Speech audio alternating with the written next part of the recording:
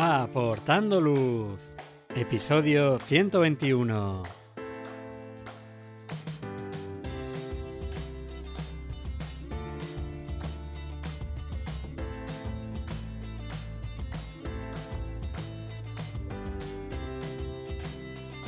Hola, ¿qué tal? Bienvenido a este nuevo episodio de Aportando Luz, el podcast en el que hablamos de fotografía nocturna, su técnica, consejos y equipo. Soy Javier Rosano, fotógrafo especializado en fotografía nocturna. En mi web, javierrosano.com, puedes ver mis últimas fotografías y acceder a la formación online. Tienes disponibles píldoras formativas y cursos completos relacionados con la técnica, como la fotografía de rastros de estrellas o de Vía Láctea, y con el procesado, incluyendo la iluminación y la composición. Pasa por la web y echa un vistazo a los cursos. En el episodio de hoy hablaremos de avances en fotografía nocturna que hoy nos dolería perder. Pero antes tengo que decirte que este episodio cuenta con la colaboración de MPV o MPV en español. Si estás pensando en renovar tu equipo fotográfico o de vídeo, échale un vistazo a MPV, la plataforma líder en Europa para comprar, para vender e intercambiar cámaras, objetivos y accesorios de segunda mano.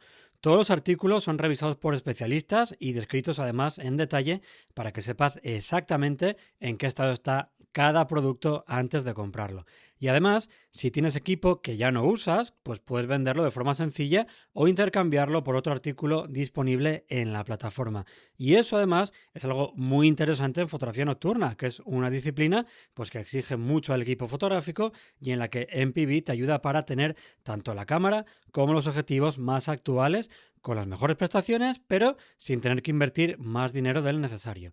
Entra en el enlace de las notas del episodio y descubre todo lo que puedes encontrar en MPV.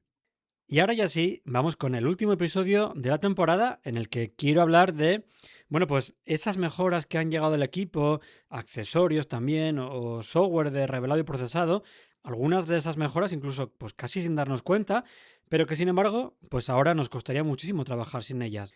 Obviamente, unas son más recientes que otras, algunas llevan también pues más tiempo en unas marcas que en otras, o incluso es posible que algunas marcas aún no tengan ciertas características.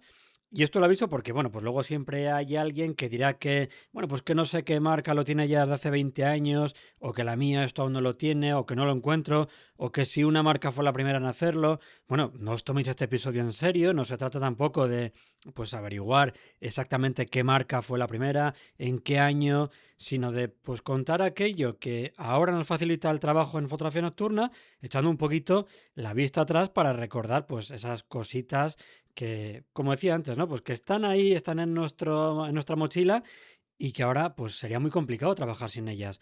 Y también tened en cuenta que hablo desde mi experiencia y desde la de las personas que me habéis escrito para colaborar en este episodio. Y vamos a empezar hablando de las cámaras, seguramente pues una de las partes que más mejoras ha tenido. Y vamos a empezar hablando por el Bulb Timer nativo, esa opción que tenemos en muchas cámaras para programar tiempos de exposición por encima de 30 segundos sin tener que pasar a modo bulb, utilizar disparadores externos, que si el móvil, que si el cable, que si las pilas, etcétera, etcétera. A ver, como decía antes, según la marca de la cámara habrá llegado antes o después.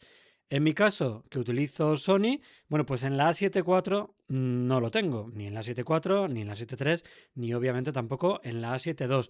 Pero lo he podido probar en cámaras más recientes y de verdad que se echa muchísimo de menos, pues eso de no necesitar un aparato más, un intervalómetro externo, con el cable que está por ahí colgando, que te da guerra, que al final además es curioso porque tenemos que probar siempre 3 posiciones del conector para poder enchufarlo en la cámara.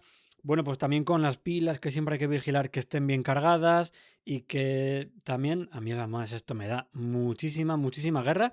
Si las dejas puestas, se te descargan. Yo al final lo que hago es siempre quitarlas, pero claro, ya tienes que estar quitando, poniendo esto de noche en el campo. O sea, al final son muchas cosas que tienes que hacer extra que se solucionarían de una forma muy sencilla porque yo creo que es algo a nivel de software, es una calculadora de tiempo, es un programita que ha tardado mucho en llegar y que, bueno, pues como decía, pues aún hay algunas cámaras que son más o menos recientes y que no tienen esta característica que espero que algún día haya alguna actualización y que lo consiga arreglar. Yo, desde luego, lo he repetido 1000 veces Pero vamos, aún seguimos esperando a que en la Sony A7 IV y de ahí para abajo pues lo terminan implementando.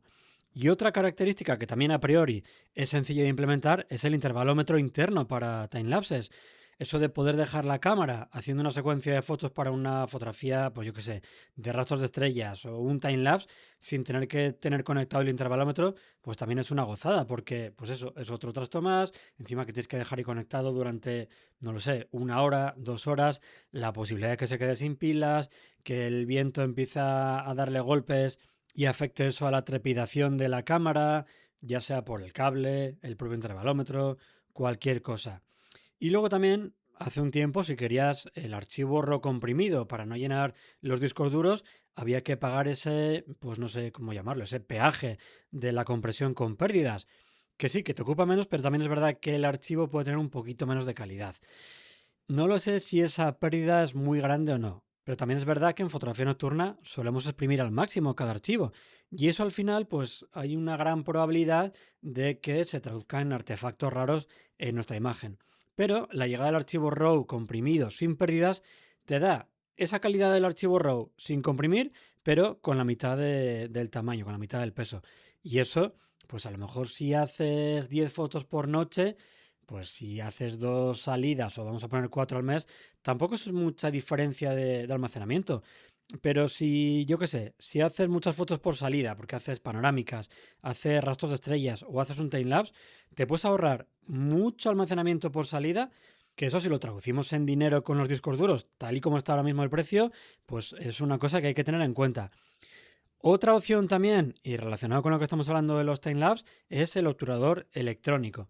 Esa opción de no utilizar el obturador mecánico que te da una tranquilidad y una paz mental de que estás haciendo un timelapse que bueno, pues si luego al final resulta que no es muy chulo, no pasa nada, porque tampoco has gastado el obturador mecánico. Tenemos esa tranquilidad y esa paz.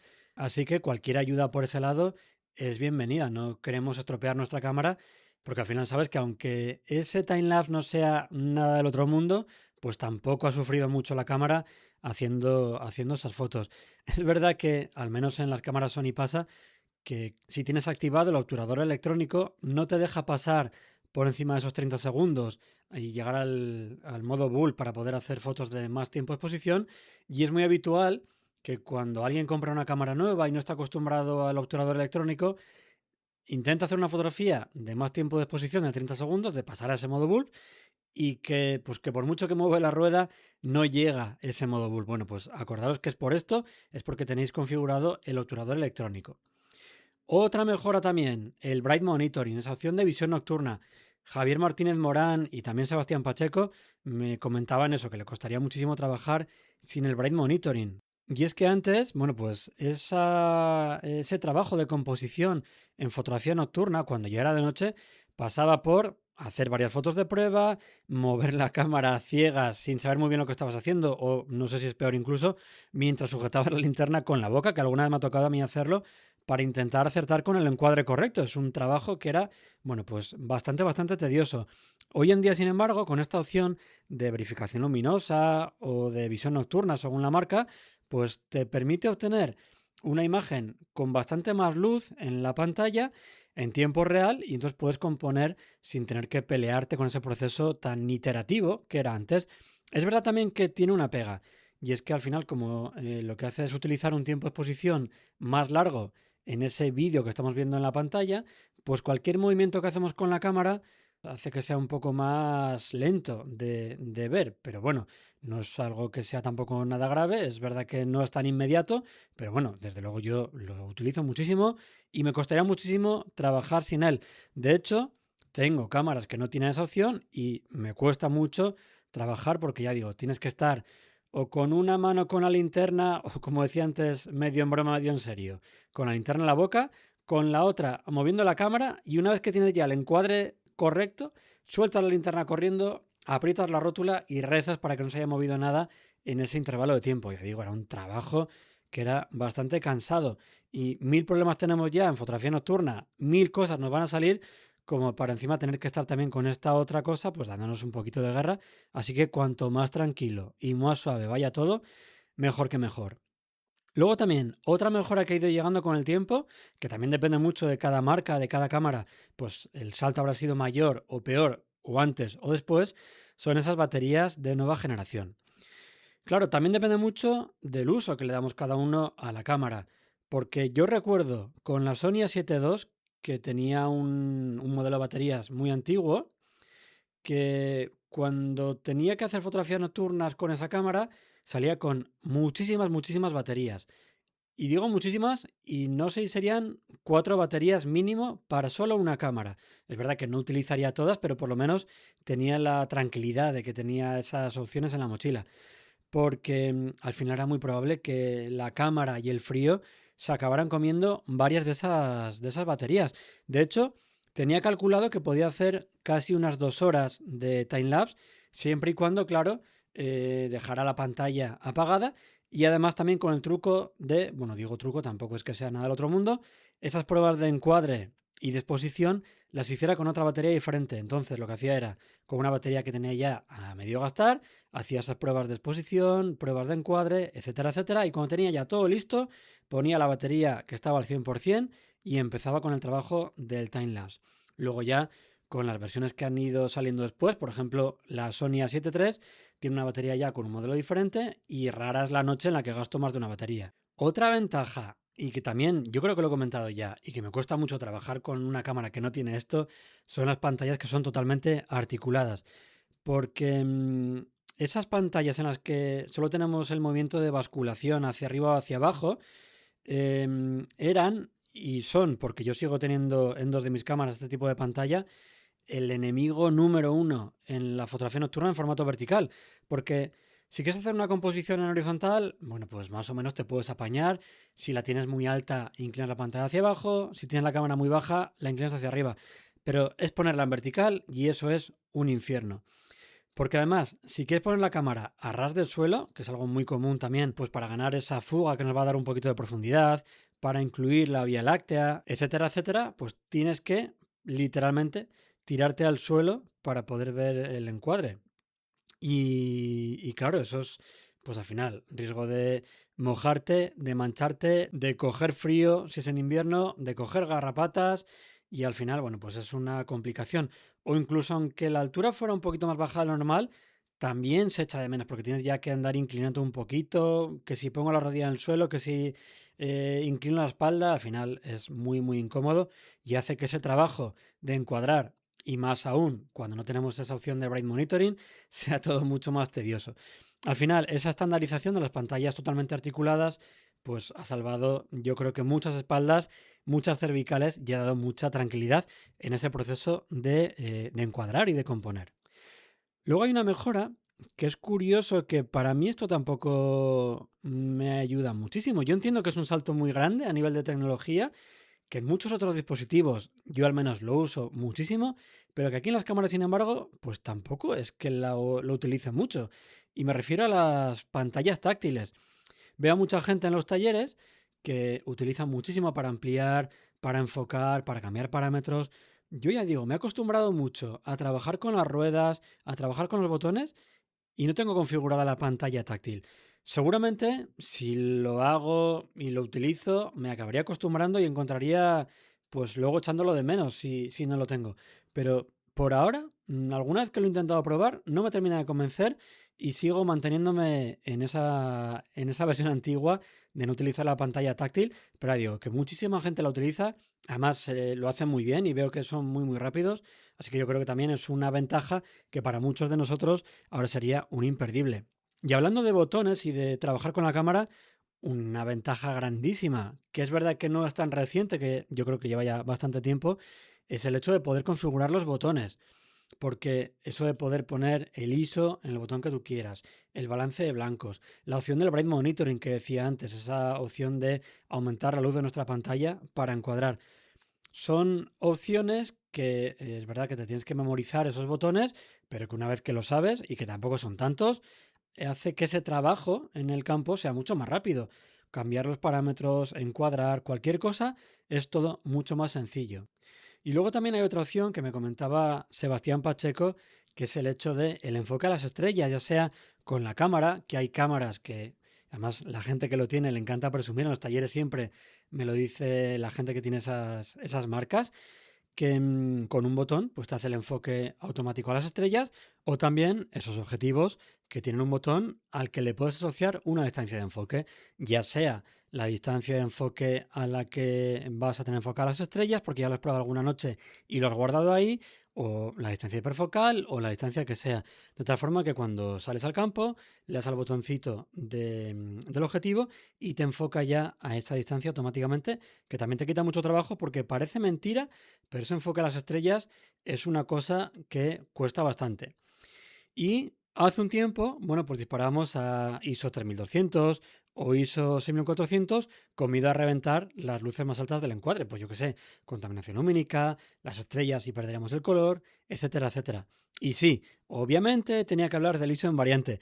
Y es que claro, eso de, al menos para mí, saber que puedes disparar a ISO 400 u 800 para proteger esas luces más altas de tu escena, yo qué sé, una ermita iluminada, los pueblos del fondo, o cualquier cosa, sabiendo que luego en edición vas a poder levantar 3 pasos, 4, lo que necesites, la exposición, sin obtener más ruido que el que tendrías subiendo el ISO en el campo, es, para mí, una paz mental a la que ahora muchos, los que estamos en el lado oscuro, nos hemos ya acostumbrado.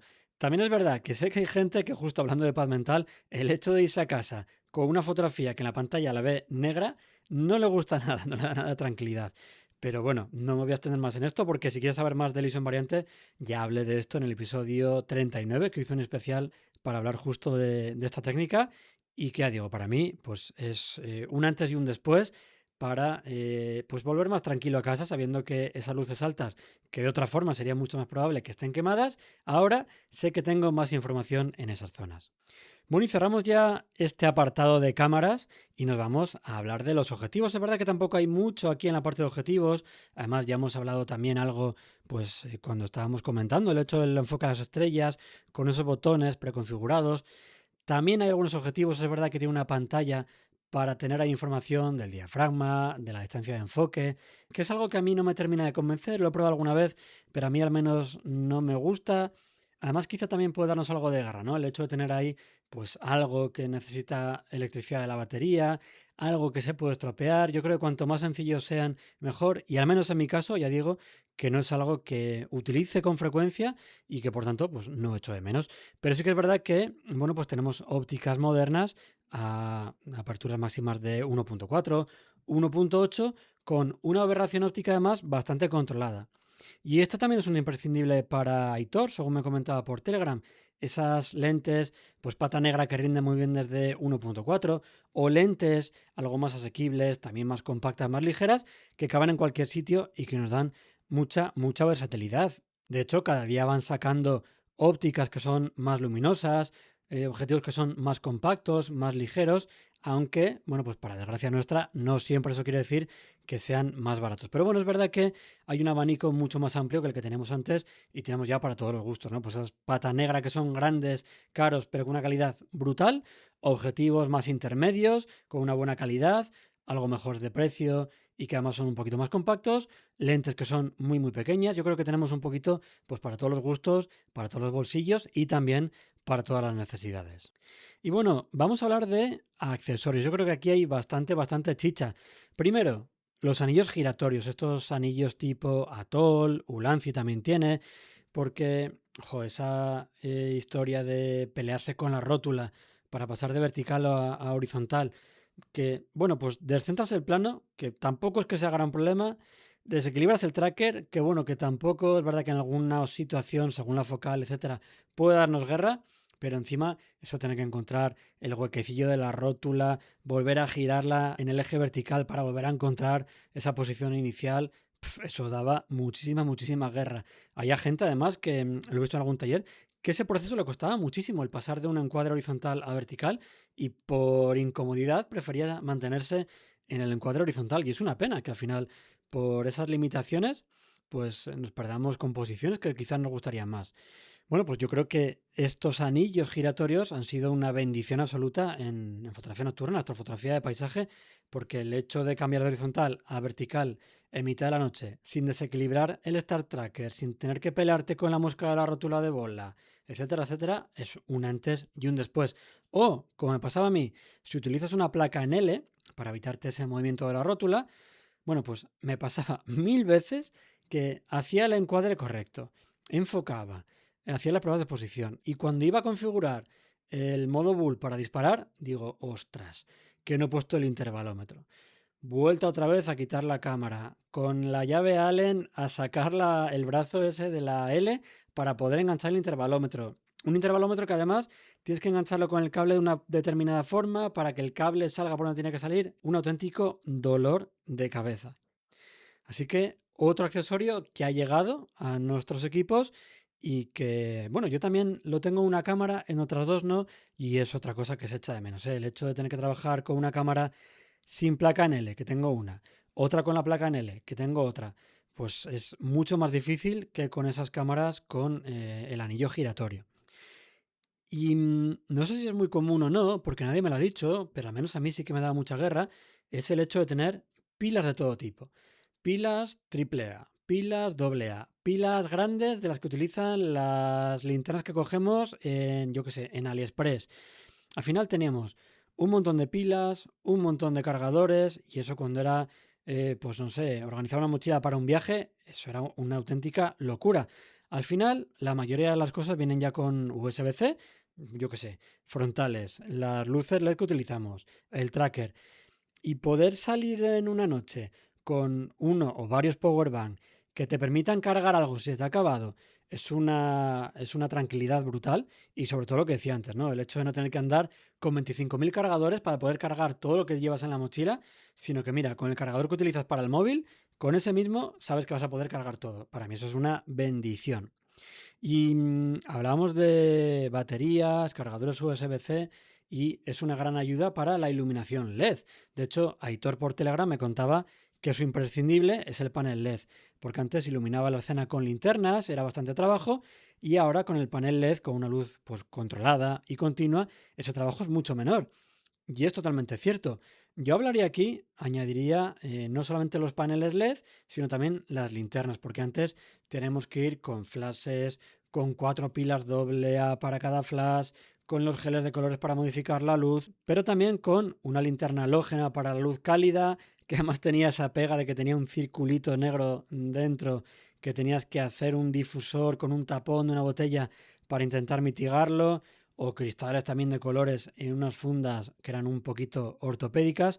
Y el control que tenemos ahora, tanto en paneles LED, como ya decía, como con linternas, tanto en temperatura de color, la potencia, es que es impresionante.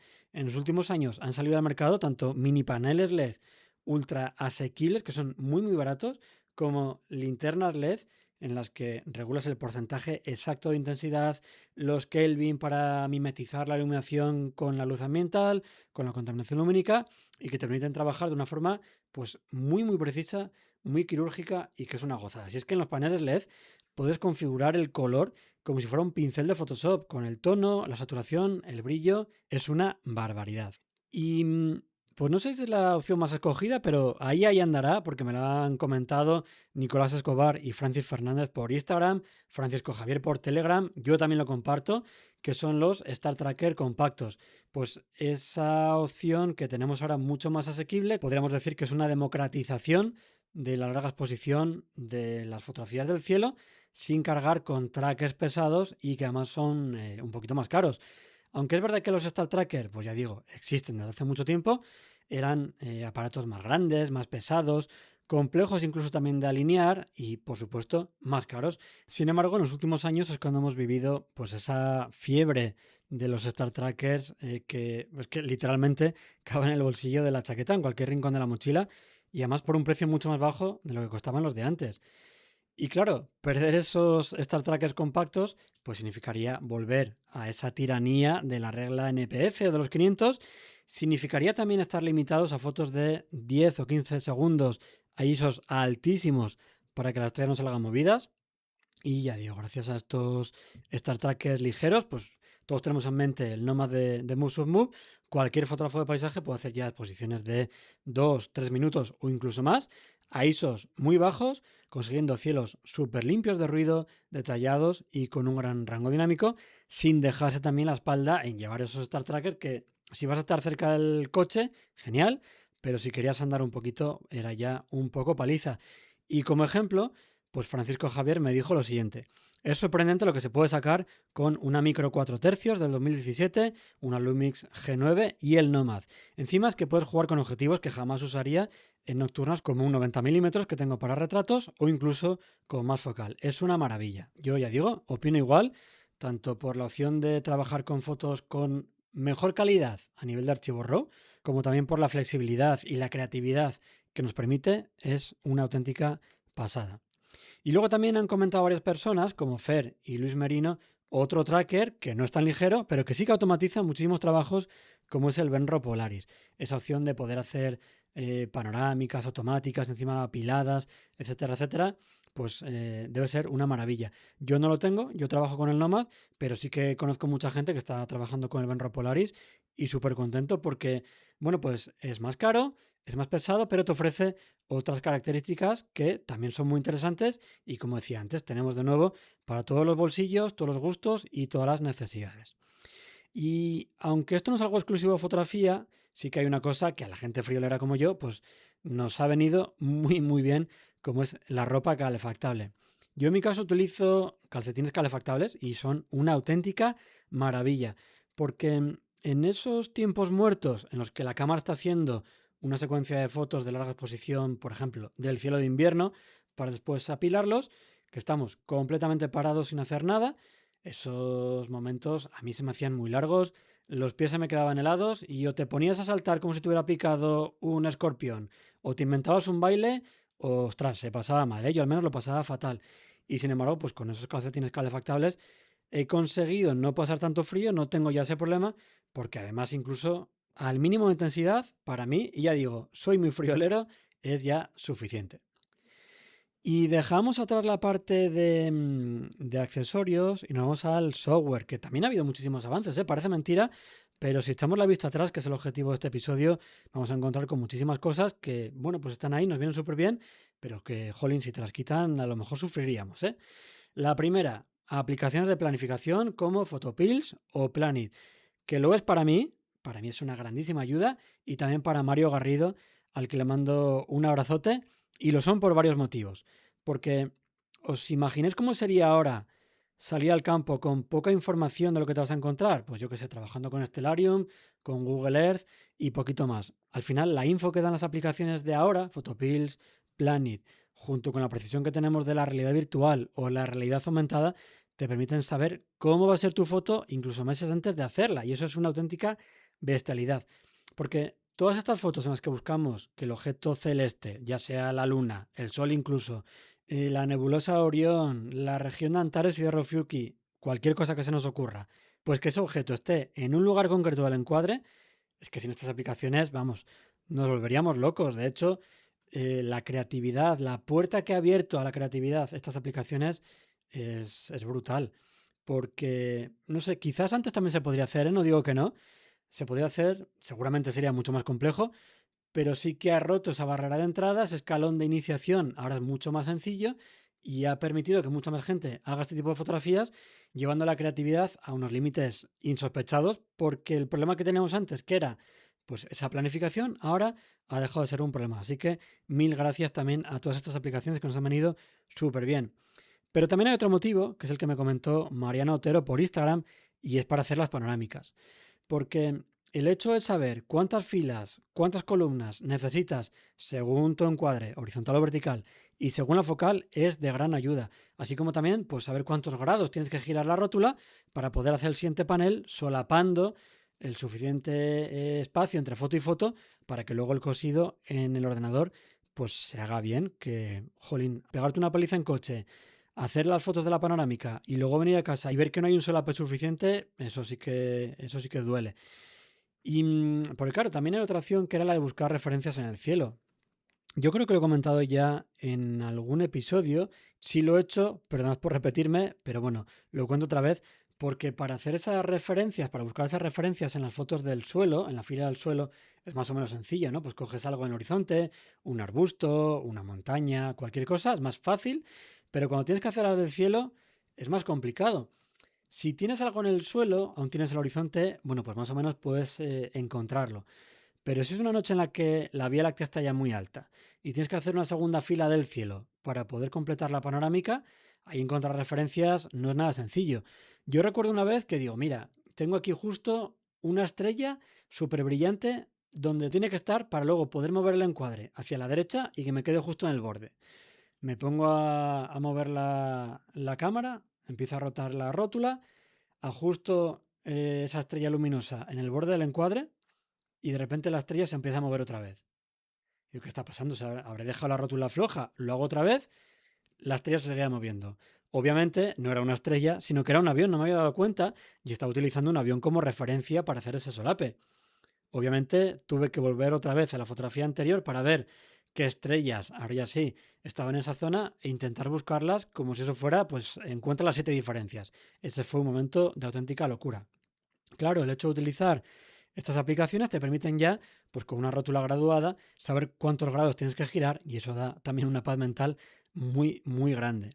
Luego también hay otra novedad, que es algo que me comentó Francisco Javier por Telegram, que es la reducción del ruido por IA, pues como la de Lightroom, la de Noise Exterminator, que bueno, pues que nos da una posibilidad de eliminar el ruido sin perder textura y además hay muchas veces que es algo increíble.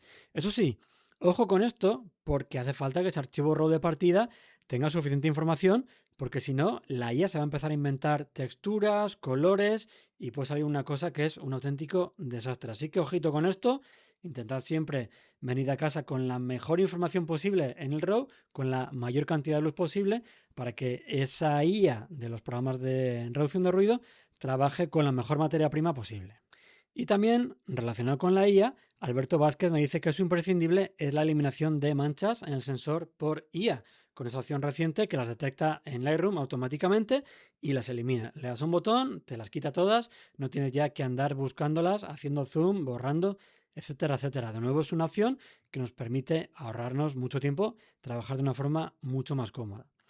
Y luego también hay otra opción que me comenta Javier Escudero, al que le mando un abrazo, que es la de la selección de cielos en Photoshop, que él me comentaba que a él le costaría muchísimo perder esa opción de selección de cielo en Photoshop, porque antes, bueno, pues había que pelearse con el canal azul, máscaras de luminosidad, buscando algo que tuviera el contraste necesario para de ahí poder hacer una máscara. Y ahora, pues la selección del cielo ha facilitado muchísimo el trabajo. Es verdad que hay veces, unas más que otras, que hay que terminar de refinarla, pero por lo menos tenemos ya un buen punto de partida y no tienes que andar probando diferentes cosas para encontrar ese origen de tu máscara, pues lo mejor posible. Bueno, y más allá de todo esto, y es algo que me han contado varias personas, es importante también tener a gente con la que salir a hacer fotos. Es otra cosa que también luego se echa mucho de menos, el compartir esos ratitos, esas localizaciones, esos momentos de volver a ver la Vía Láctea, de descubrir un cielo estrellado como hacía mucho tiempo que no veías, pues también es algo que merece la pena mantener y no perder. Y nada, muchísimas gracias a los que habéis enviado vuestra mejora imprescindible. Y si ha habido alguna que no hemos comentado y que para ti es algo que no puedes perderte, bueno, pues déjamelo en los comentarios de, pues ya sea la publicación del podcast de Instagram, en los comentarios de la aplicación que utilizas tú para escucharme, Spotify, iVoox, la que sea. Y así, bueno, pues vamos descubriendo más cositas porque seguro, estoy seguro que varias, por no decir muchas, nos las hemos dejado en el tintero. Y como decía en la intro, este ha sido el último episodio del podcast de esta temporada, pero volveremos en septiembre con las pilas cargadas para seguir aportando luz en la fotografía nocturna. Que pases un buen verano, descansa, aprovecha también para disfrutar de la naturaleza, de las estrellas y por supuesto de la fotografía nocturna. Y además, este año, si vas a fotografiar el eclipse, recuerda hacerlo con seguridad, tanto para ti, utilizando gafas homologadas para no quemarnos las retinas, también para nuestras cámaras, para no estropear los sensores y ojalá que tengamos cielos despejados y podamos tanto disfrutarlo como también fotografiarlo. Y hasta aquí este episodio en el que hemos hablado de avances en fotografía nocturna que hoy nos dolería perder. Te recuerdo que puedes unirte al grupo de Telegram del podcast que puedes encontrar en javierrosano.com/Telegram, donde, pues compartimos fotografías, charlamos de fotografía nocturna, hablamos de los episodios, de ideas de nuevos temas, de nuevos invitados y también compartimos consejos, trucos y material. Y si te ha gustado este episodio, suscríbete para no perderte los próximos capítulos y si quieres colaborar para que el podcast llegue a más gente, te agradeceré los me gustas, valoraciones y comentarios. Muchísimas gracias por escucharme y por tu apoyo. Hasta el próximo episodio.